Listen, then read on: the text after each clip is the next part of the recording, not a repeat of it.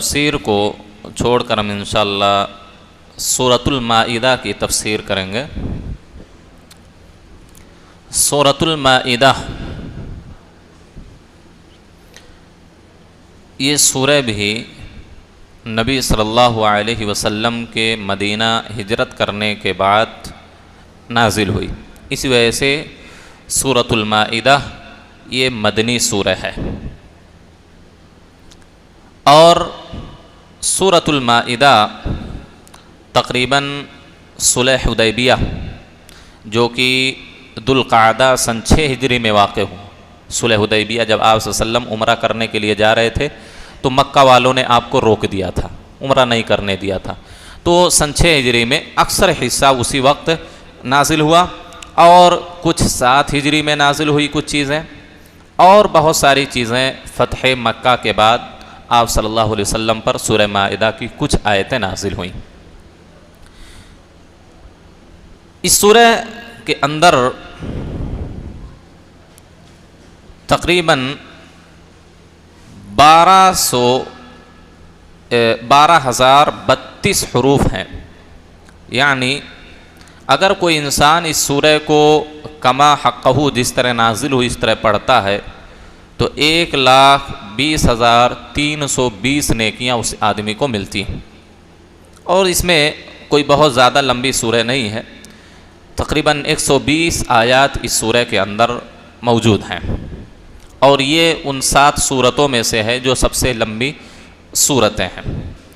اللہ رب العالمین نے اس سورہ میں سورہ مائدہ، سورہ کا نام مائدہ رکھا گیا، حالانکہ اس کے علاوہ بھی بہت سارے نام ہیں، سورہ عقود، سورہ منقدہ، سورہ مبعثرہ یا سورۃ الاخیار۔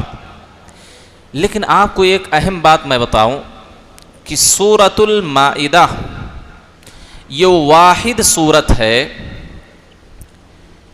جس میں اللہ رب العالمین نے یا ایھا الذین آمنو، یہ پہلی سورت ہے جس سے شروعات اللہ نے اس طرح کی ہے، یا ایھا الذین آمنو، اے مومنو۔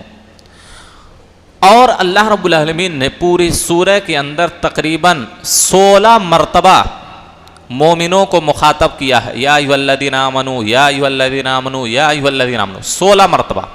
حالانکہ پورے قرآن میں 88 مرتبہ، 80 پہ 8 مرتبہ اللہ نے یا ایھا الذین آمنو یعنی مومنوں کو ندا لگائی ہے، مومنوں کو آواز دی ہے، لیکن اس سورہ کے اندر 16 مرتبہ اللہ رب العالمین نے یا ایھا الذین آمنو کہہ کر مومنوں کو کیا ہے آواز دی ہے، مومنوں کو پکارا۔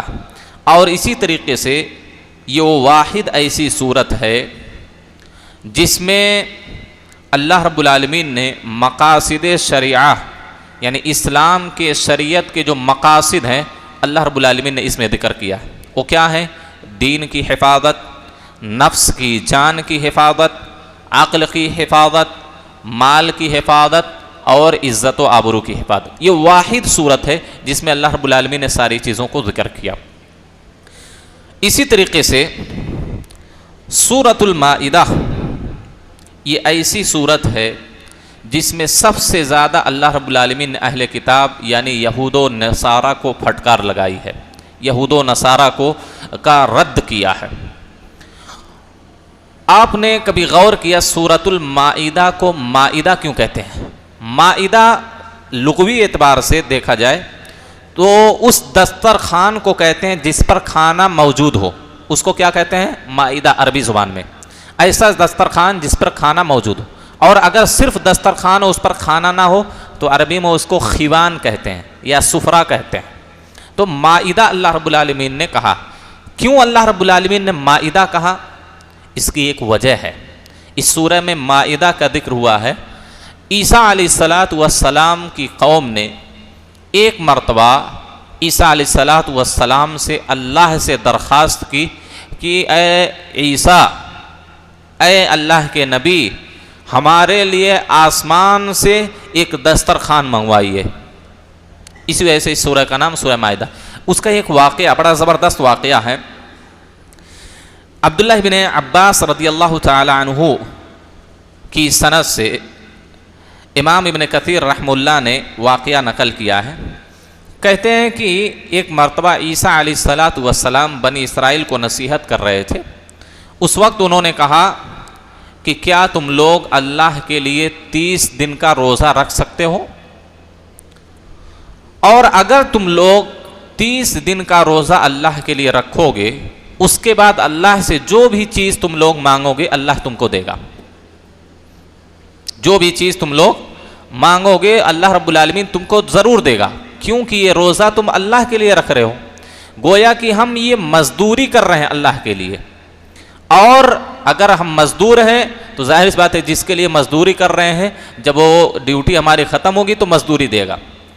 عیسیٰ علیہ الصلوۃ والسلام کہہ رہے ہیں فَإِنَّ أَجْرَ الْعَامِلِ عَلَىٰ مَنْ عَمِلَ لَهُ، کیونکہ مزدوری اس آدمی پر ہے جس کے لیے کام کیا جا رہا. اگر تم لوگ 30 دن کا روزہ رکھو گے تو اللہ سے جو بھی چیز مانگو گے اللہ تم کو دے گا. ان لوگوں نے کہا ٹھیک ہے ہم لوگ روزہ رکھیں گے. عیسیٰ علیہ الصلوۃ والسلام کی قوم نے، ان لوگوں نے روزہ رکھا، 30 دن مکمل روزے رکھے. اس کے بعد عیسیٰ علیہ الصلوۃ والسلام سے کہا یا معلم الخیر، اے خیر اور بھلائی کی تعلیم دینے والے، آپ نے کہا کہ ہم لوگ اگر 30 دن کا روزہ رکھیں گے تو اللہ ہماری مزدوری دے گا، یا ہم جس چیز کا بھی سوال کریں گے اللہ ہم کو دے گا. تو ان لوگوں نے کہا کہ اب ہم لوگ 30 دن کا روزہ رکھ چکے ہیں، اب اللہ رب العالمین ہم لوگ بھوکے پیاسے ہیں، کئی دنوں سے برابر کھائے پیے نہیں ہیں، ایسا کرو کہ اپنے رب سے کہو کہ وہ آسمان سے دسترخوان نازل کرے. اب ہمارے لیے دنیا کا کھانا نہیں، آسمان سے کھانا منگواؤ، جنت سے کھانا منگواؤ ہمارے. ان لوگوں نے کہا هل يستطيع ربك ان ينزل علينا مائدة من السماء، قرآن میں کہا اللہ نے کہ عیسیٰ علیہ الصلوۃ والسلام کی قوم نے کہا کہ کیا تمہارا رب آسمان سے دسترخوان نازل کر سکتا ہے، کھانا ہمارے لیے نازل کر سکتا ہے؟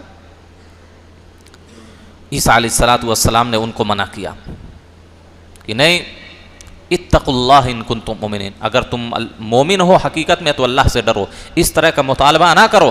اللہ نے جو تم کو روزی دی ہے وہی کھاؤ پیو.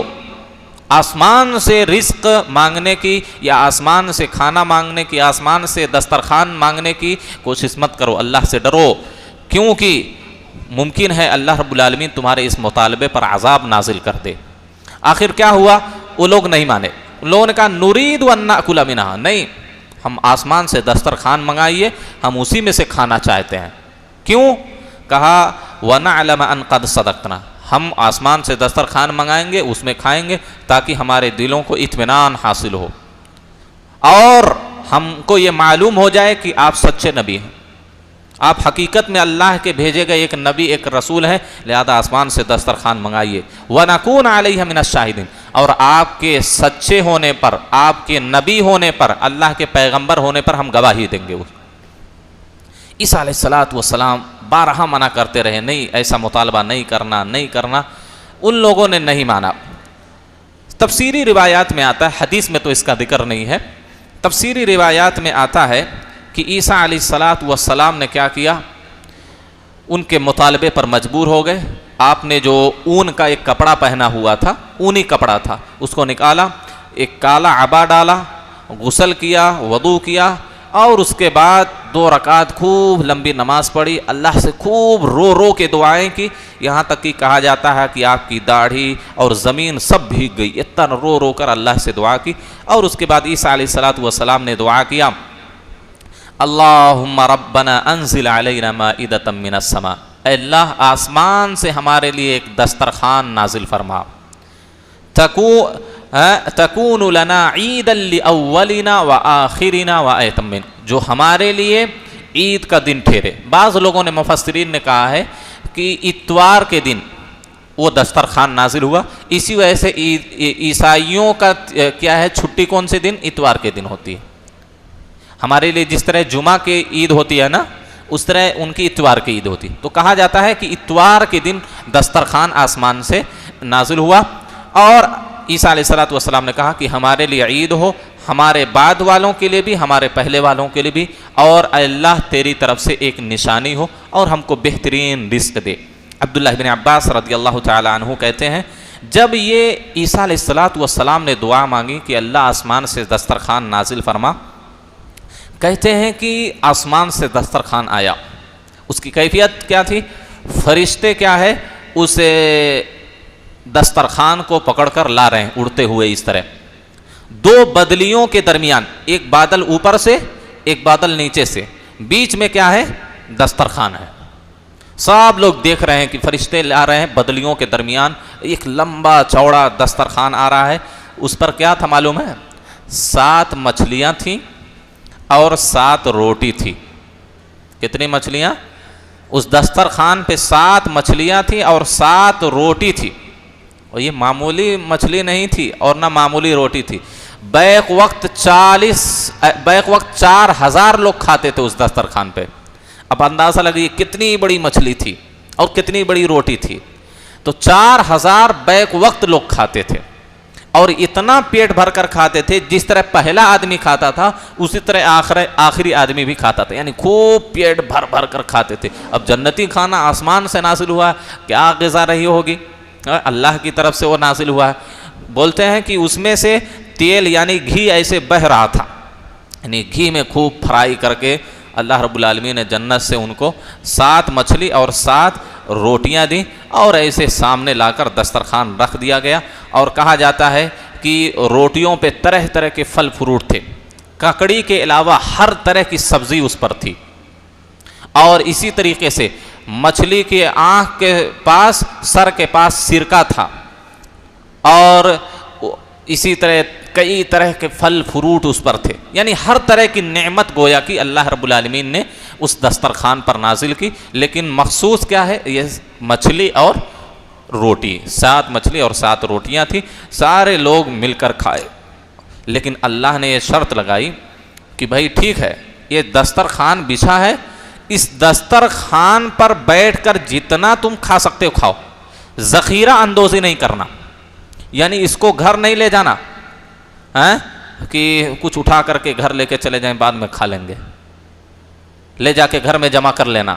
اللہ نے کہا ذخیرہ اندوزی نہیں کرنا ہے، جتنا یہاں کھا سکتے ہو کھا سکتے ہو، گھر نہیں لے جانا ہے، چھپا کے نہیں رکھنا ہے، خیانت نہیں کرنا ہے، اور اگر ذخیرہ اندوزی کرو گے، یہاں سے دسترخوان سے اٹھا کر گھر پر لے جاؤ گے، گھر میں جمع کر کے رکھو گے، تو یہ سمجھ لو کہ تمہارا یہ رزق ختم ہو جائے گا۔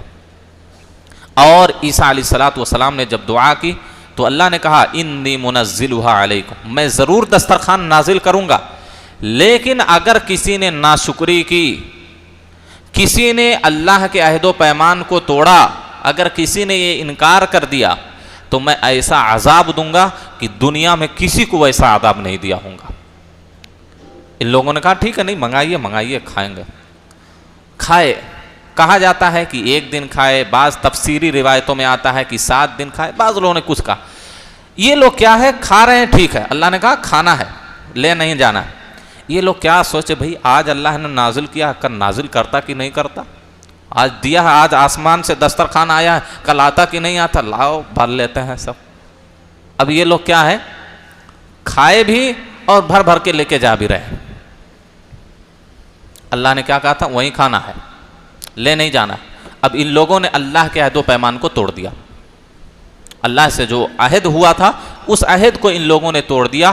کہا جاتا ہے کہ جب یہ لوگ اپنے گھروں کو لے جانے لگے تو جو لوگ بھی اپنے گھروں میں لے گئے تھے، رات کا وقت تھا، لے کے گئے، سوئے، اور صبح میں جب صبح ہوئی تو سارے کے سارے لوگ، کچھ لوگ بندر بن گئے، کچھ لوگ خنزیر بن گئے۔ کیوں؟ کیونکہ اللہ سے وعدہ تھا کہ تم لوگ ناشکری نہیں کرو، ناشکری نہیں کرو گے، اور جو تم کو سے وعدہ لیا گیا ہے اس وعدے کو پورا کرو گے۔ ان لوگوں نے وعدے کو نہیں پورا کیا، اور اللہ نے پہلے دھمکی دے دی تھی اگر ناشکری کی، اگر نافرمانی کی تو ایسا عذاب دوں گا کہ دنیا میں نے ایسا عذاب کسی کو نہیں دیا ہوگا۔ ان لوگوں نے ناشکری کی، نافرمانی کی، اللہ نے جتنے لوگ بھی اپنے گھروں کو لے کر گئے تھے سب کے سب کوئی خنزیر بن گیا، کوئی بندر بن گیا۔ اس واقعے سے ہم کو سبق کیا ملتا ہے کہ اللہ سے ہمارا جو عہد و پیمان ہے کہ ہم اللہ کی عبادت کریں گے، اللہ کے ساتھ کسی کو شریک نہیں کریں گے، یہ اللہ نے جو چیزیں ہم پر حرام کی ہے اس سے ہم بچیں گے، اللہ نے جن چیزوں کو ہم پر واجب کیا ہے اس کو ہم انجام دیں گے، تو جس طرح کے بھی عہد و پیمان ہو سکتے ہیں ہاں اللہ سے جو ہم نے وعدہ کیا ہے اس وعدے کو بھی پورا کرنا ہے، بندوں سے آپس میں جو ہم وعدہ معاہدہ کرتے ہیں اس کو بھی پورا کرنا ہے، چاہے لین دین کا تعلق اس سے ہو، بیع و شراء کا ہو، وعدے معاہدے سے ہو، کسی بھی طرح کا عہد و پیمان ہو اس کو پورا کرنا ضروری ہے۔ اگر عہد و پیمان کو کوئی توڑتا ہے تو اس کے لیے سخت وعید ہے، اور ممکن ہے کہ اللہ رب العالمین اس آدمی پر عذاب نازل کر دے، جس طرح بنی اسرائیل عیسیٰ علیہ السلام کی قوم نے عہد و پیمان کو توڑ دیا تو اللہ نے ان کو بندر بنا دیا، کسی کو خنزیر بنا دیا۔ تو عہد و پیمان جو بھی کریں اس کو پورا کرنے کی کوشش کریں۔